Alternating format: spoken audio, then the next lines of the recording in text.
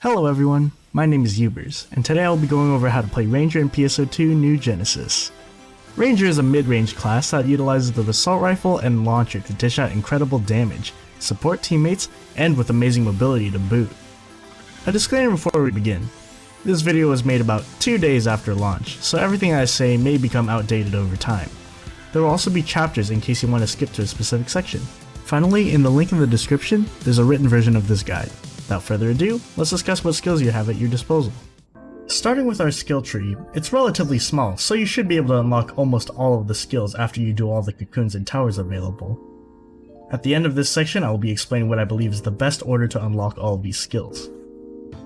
Starting from the top and moving down, we have Blight Rounds. This is the essential ranger skill, and I highly recommend putting your first skill point into this. What it does is it marks an enemy, creating a weak point on that specific body part, which makes every body deal more damage to that area. It's an incredibly effective supporting tool that also lets you dish out tons of damage. It stores up to 3 of these bullets. Whenever you increase the level of this skill, it also reduces the cooldown of it. But don't put more skill points into it until later. The skill coming off of it is Blight Rounds Reinforced. This makes it so your Blight Rounds increase damage even further after a part is hit 100 times. It will turn purple to indicate that it's active. This is also a really great skill, and I also toss a point into it early on. Bad Condition Ward and Bad Condition Reduction do exactly what they sound like. They reduce the chances of you getting a status ailment and the duration of the negative status ailments. They're both relatively useless skills in most scenarios since there aren't any status ailments that are completely debilitating yet. Even if there are in the future, the other skills are much better and are still more valuable than these. I wouldn't recommend putting any points into them unless you have extra points left over. Slow Landing Attack Ranger and Slow Landing Charge Ranger let you fall slower when attacking and while doing PAs respectively. They're a really nice quality of life skill, especially if you use to base PSO2 Ranger. I wouldn't prioritize them though since they're not necessarily the most important. Spread Shot is an activatable skill that acts as a shotgun blast. It has to be charged up, but when pressed fires 2 shotgun blasts, effective at close range. It's really fun to play with, but can be dangerous due to it locking you in the animation during it. To compensate for that, Spread Shot Quick Getaway adds some invincibility to Spread Shot, making it a bit safer to use. Overall, really fun and also one of your high priorities. Rifle Grenadier upgrades your weapon action. When you hold and press weapon action, it will launch a missile at the enemy if you're pressing a direction, and lay a trap if you don't press any direction. It can deal a considerable amount of damage, but it has a 30-second cooldown. You can see how much longer it has left by the cooldown of the rifle weapon action when you attempt to use it. Overall, a great tool to tack on some more damage. I consider getting it after Blight Rounds or after Spread Shot. Sticky Bomb Quick Reload simply reduces the cooldown on Launcher's weapon action. It's not a very good skill. I would put it almost last in priority. More on Launcher's weapon action later. Slide Shot Advance gives Rifle's weapon action a little bit of invincibility when used. It's a very slight increase and honestly won't help against huge lasers, but it has its uses sometimes. It's pretty low priority. Finally, Launcher Charge Grouping. If you charge your launcher's normal attack and press forward while firing, it will increase its accuracy. This means that instead of hitting a larger area, it focuses it in one spot, dealing more damage. It's an alright skill, but I wouldn't say it's a high priority either. Here's the order I'd recommend you get these skills in. Put your first skill point into Blight Rounds, then the next 2 into Spread Shot and Rifle Grenadier. Next, get Blight Rounds Reinforce, Spread Shot Quick Getaway, Slide Shot Advance, Slow Landing Charge Ranger, Slow Landing Attack Ranger, Sticky Bomb Quick Reload, Launcher Charge Grouping, and finally distribute the rest of your points into the bad condition skills however you want. Now let's discuss Subclass. I think that the best subclass you can go for is Force. But Yuberz, that's a magic class, wouldn't Gunner be way better?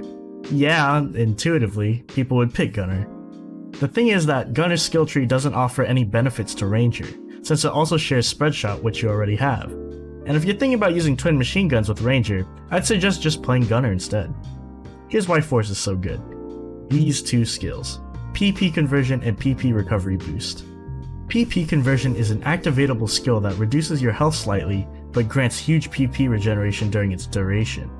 Here's a comparison of normal attacking to refill PP versus normal attacking with PP Conversion on. It lasts 30 seconds, so you can actually refill your PP entirely multiple times. It also upgrades into PP conversion increase, nice typo Sega, which lets you store up to 2 charges of it.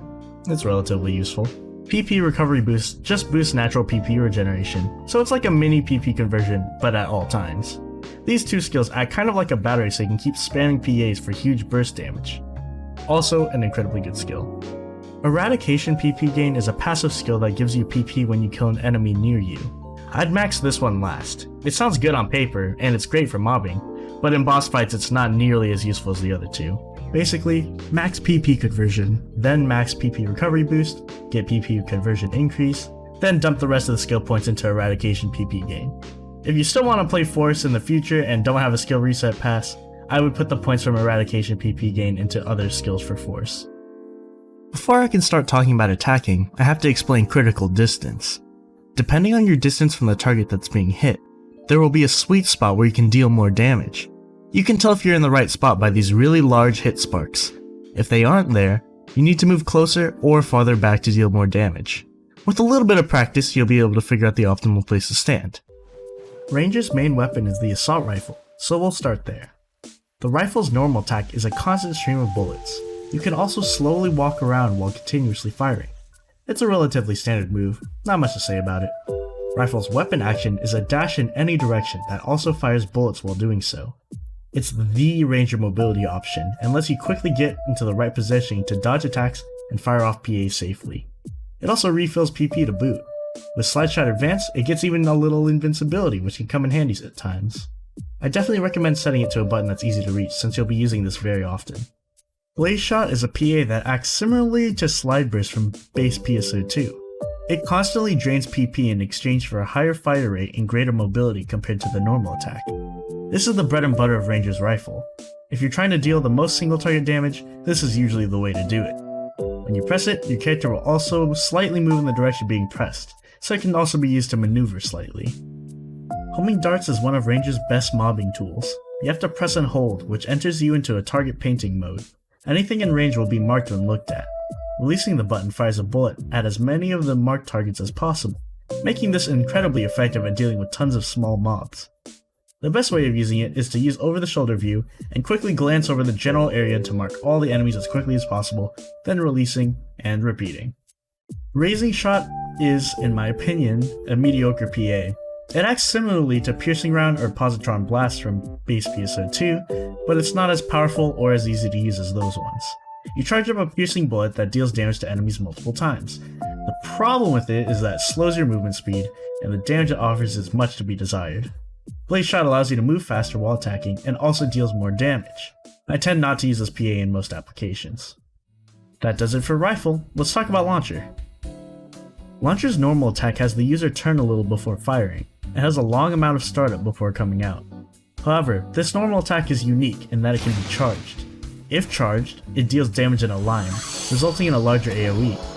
If you have Launcher charge grouping, pressing forward will have all the rockets hit in a much smaller area. In general, it's best to do the charge version if you can, but the single attack works in a pinch for repositioning since you can slide while doing it. Launcher's weapon action is a sticky bomb. When the weapon action is used, your character will throw a sticky bomb at the enemy that will explode over time. It doesn't deal much damage, but it will refill a good amount of PP, so it's worth throwing out whenever it's on cooldown. With Sticky Bomb Quick Reload, the cooldown is 30 seconds, just like Rifle Grenadier. Multi-Launch is a PA that fires 10 rockets, with the last one being a much larger explosion. It can't be held constantly to fire, despite how it looks. You're also able to move at Blaze Shot speeds while firing it, making it a very effective PA for hitting multiple enemies and is a great option for DPS as a launcher. Fallen Impact is a PA that marks an area, and after a delay of about 2 seconds, will start raining down rockets on that spot. It has by far the fastest startup of all the launcher PAs, but it's incredibly ineffective on mobile targets. I'd use this as a DPS option for stationary or down targets. Fear Eraser is a PA that transforms your launcher into a freaking laser cannon. It constantly fires while you hold down the PA until you decide to stop or run out of PP. When it's stopped, it fires a large blast that does damage. It has a long startup and roots you in place.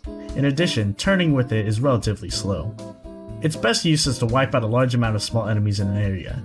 I don't recommend using this PA due to its problems though. Finally, we have the Photon Blast you can use with either weapon. You can use Force Photon Blast as well, like with Rod and Talus, but we'll focus on the ones that Ranger has. Assault Rifle Photon Blast is similar to Fallen Impact. It starts raining down bullets on the spot that's marked. Launcher's Photon Blast, on the other hand, fires a shell that explodes, creating an AoE that expands on the ground. In general, I prefer to use Assault Rifle's Photon Blast because it's much easier overall to use than Launcher. Here's my weapon palette. On the first side, I have the normal attack, Blaze Shot as my mouse 2, and Fallen Impact as my middle mouse button. On the second side, I have normal attack again, then Homing Dart on my mouse 2, and Blaze Shot again on my middle mouse button. I have my weapon action bound to a button on my mouse, but if you're playing on controller or can't do that, feel free to remove the redundancies and fit your palette to your playstyle. If there's a group of small enemies, I first spam Homing Dart until I run out of PP. I then activate PP conversion to build my PP back up. If there's still more small enemies, I'll repeat the Homing Dart spam until there aren't anymore. Once I've isolated the bigger targets, I'll mark their weak point with a Blight Shot, then use Blaze Shot until they die. If it's a boss, then I'll also use Fallen Impact, then immediately weapon action to get the launcher weapon action. This attaches the bomb to an enemy for more PP. Fire a normal attack with the rifle, and then I can continue as normal. I also use Rifle Grenadier whenever it goes off cooldown. I have my weapon actions bound on my sub palette so I can see the cooldowns of both of the weapon actions. With this strategy, just rinse and repeat. You don't really have to use the trap version of Rifle Grenadier since it seemingly does similar damage. If your target is super mobile or small, then the trap may be preferable if you could bait the enemy into it. Alright, with all of this information, you should be well equipped to play Ranger. I didn't mention gearing up since, especially at this early stage of the game, the weapon and unit upgrade path is rather linear. If you have any feedback, or if I missed anything, feel free to leave a comment. Thanks for listening, I'll see you all next time.